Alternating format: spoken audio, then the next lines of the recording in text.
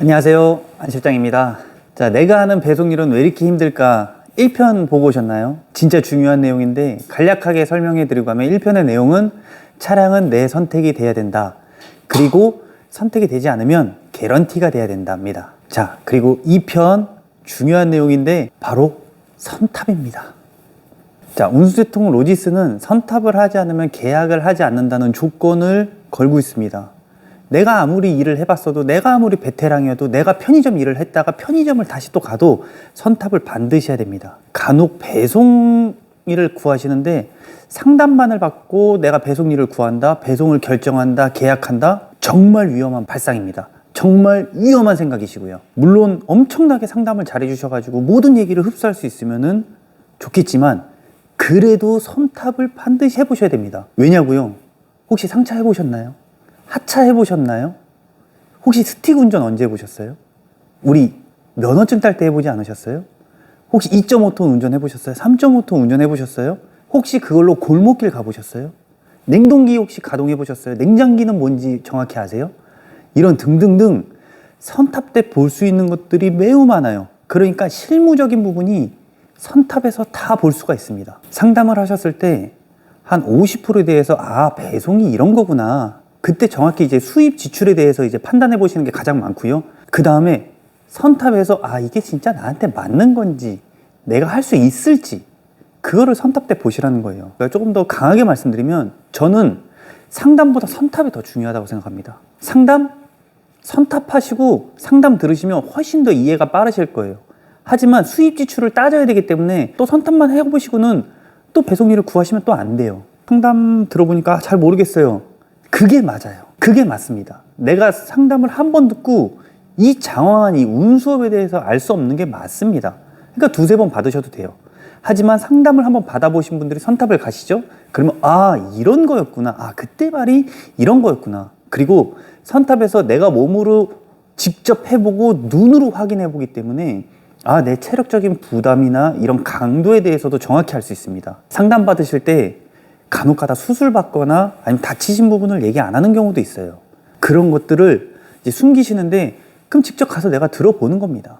계속 선탑만 얘기하니까 상담이 조금 비중이 적어지네요. 반드시 필요한 부분이라고 말씀드렸어요. 상담과 선탑은 반드시 필요한 부분이에요. 근데 선탑을 항상 빼놓고 하시기 때문에 선탑을 말씀드린 건데 상담도 중요해요. 우리 초보자입니다. 아무것도 몰라요. 배송일이 뭔지도 몰라요. 이해 안 되시는 게 제가 당연하다고 말씀드렸죠.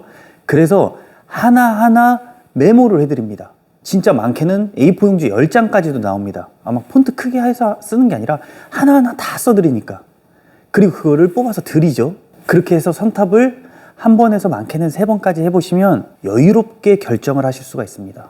이 순서를 단 하나라도 빼면 안 됩니다. 그리고 이게 순서고요. 상담받고 선탑하고 몇 번을 강조해도 저는 부족하지 않아요. 몇 번이고 오셔도 괜찮습니다.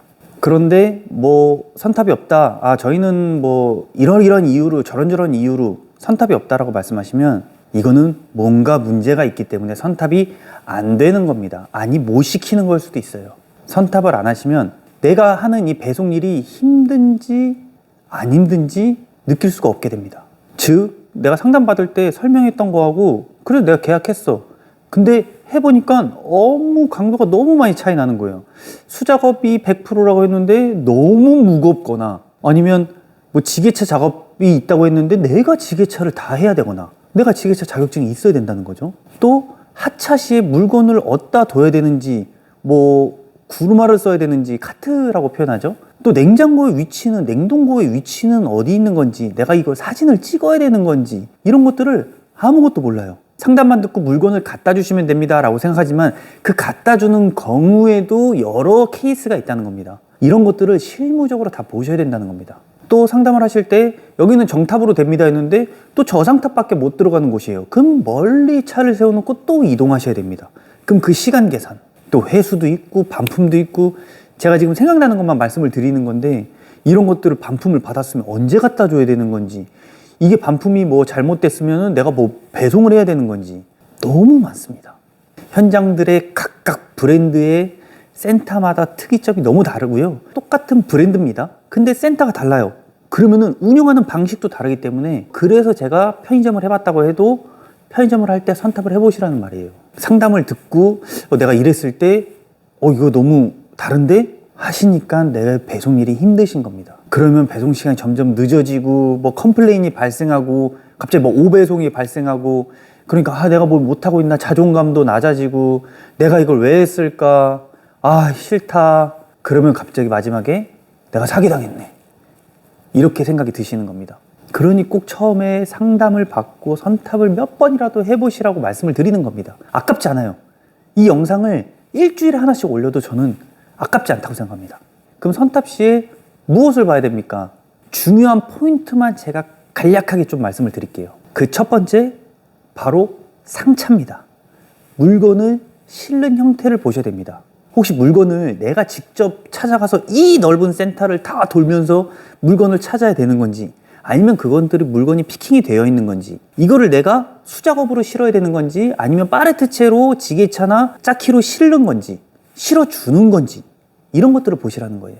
자, 물건 실는 거 보셨어요? 두 번째, 하차입니다.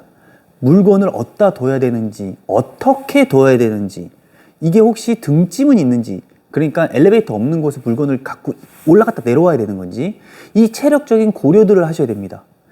또 아까 처음에 말씀드렸죠? 내가 지게차를 써야 되는 건지, 아니면 물건을 놔두고 사진을 찍어야 되는 건지, 전표 확인은 혹시 알바한테 해야 되는 건지 사장님한테 해야 되는 건지, 비밀번호는 어디에서 받아야 되는 건지, 아니면 키는 누구한테 받아야 되는 건지, 이런 것들을 다 하차 시에 보시라는 거예요. 이 선탑 기사님들이 안 시켜준다는 경우도 있어요. 근데 안 시켜주는 게 아니라 못 시켜주는 경우도 많습니다. 왜냐? 조수석에 물건이 많을 때요. 그래서 선탑이 안 돼요. 하차는 못 봅니다. 아니요. 내 차를 이용해서라도 따라가서 보셔야 됩니다. 이해하셨어요? 하차할 때 내 자가용으로 이 차를 따라가서 하차하는 걸 다 보셔야 된다는 거예요. 그 시간 아깝다고 생각하시면 안 돼요. 자, 세 번째, 차량의 재원을 보셔야 됩니다. 이게 원냉기만 들어가도 되는지 투냉기만 들어가야 되는 건지, 아니면 또 칸막이가 있어야 되는 건지, 없어도 되는 건데 굳이 넣어서 사용하실 필요는 없다는 거예요. 또 일반 탑인지 광폭인지, 이게 두 개가 운송료 차이가 난다면 광폭을 하셔야 됩니다. 일반 탑으로 갔을 때 운송료와 광폭으로 했을 때의 운송료 톤수는 똑같다는 겁니다. 광폭으로 했을 때 운송료가 높으면 광폭으로 뽑으셔야 된다는 겁니다. 왜냐? 한 번 갔을 때 비용을 넓히시는 게 좋으니까요. 왔다 갔다 하는 것보단 한 번에 큰 차량으로 가시라는 겁니다. 이거 톤수 같은 겁니다. 폭만 넓어지는 거예요. 자, 그 반대로 저상탑이 필요한 경우도 있어요. 아파트에 사시는 분들 많죠? 많이 안 보셨겠지만 아파트에 들어갈 때 그 높이가 있을 겁니다. 그 높이를 저상탑만 들어갈 수 있는 곳이 있고 못 들어가는 경우도 있어요. 그럴 때는 저상탑을 이용해서 배송하기 쉽다. 내가 선탑을 해보니까 내 코스가 저상탑 코스가 맞네 라고 하시면 그때는 또 저상탑으로 보셔야 됩니다. 또 리프트가 필요한 경우도 있죠. 물건을 내릴 때 리프트로 편하게 내리느냐, 아니면 하나하나 까대기 해서 내리느냐, 이것도 보셔야 되고요. 자, 그 다음에 네 번째, 센터 분위기와 운송사의 기사님을 보셔야 됩니다. 자, 운수대통 로지스의 기사님들을 보셔야 되고요. 그리고 센터 분위기도 보셔야 돼요. 센터 분위기는 좀 서로 돕고 그리고 좀 활기찬 곳이 있습니다. 이런 것들이 왜 좋냐면은 도움이 필요할 때 다 도와주시니까요. 배송일은 내가 사업자 내고 내가 혼자 하는 거 아니에요? 회사 다니면서 사람들하고 많이 치여서 그런 거 없이 그냥 배송일을 하고 싶어서 왔어요. 네, 맞아요. 90% 이상이 혼자 뭐 독고다이로 하신다고 하죠. 독고다이로 하시면 됩니다. 하지만 내가 만약에 무슨 일이 있다 했을 때 용차가 필요하실 겁니다. 이런 것들을 센터에서 도와주는 경우가 굉장히 많아요. 이런 분위기가 형성되어 있는지, 이 형성되어 있으면 엄청 편하게 일을 하실 거고 부담도 줄어들게 되고요. 물론 나도 옆에 기사님을 도와줘야겠죠. 간혹 서로 도움을 안 주고 용차, 그러니까 내가 급하게 필요하다 하면은 돈을 더 많이 달라는 경우도 있습니다. 그리고 왜 운송사의 기사님을 보라고 하냐면 표정만 보셔도 아실 거예요. 밝아요. 좋아요. 그러면은 이게 나중에 내 모습이 될 수 있겠구나 라고 해서 만족도가 올라가실 겁니다. 기사님들 한두 분 보는 게 아니라 여러 분을 보셔도 돼요. 근데 모두 다 활기차고 얼굴이 표정이 좋아요. 그러면은 이 운수사는 문제가 없구나 라고 보셔야 됩니다. 자, 다섯 번째, 센터장 및 트장들, 담당자들, 그러니까 센터의 임직원들을 만나보셔야 합니다. 물론 소개서나 알선서는 임직원분들은 아예 못 만나겠죠. 계약조차 안 돼 있으니까 못 만날 겁니다. 그런 것들은 그냥 피하시는 거고요. 만약에 원청사다 이러면은 임직원분들을 만나셔야 됩니다. 그럼 그 임직원분들을 만나시면 그 임직원분들과 이 운수사와 대화하는 것만 들어보셔도 아, 인지도가 얼마나 있구나.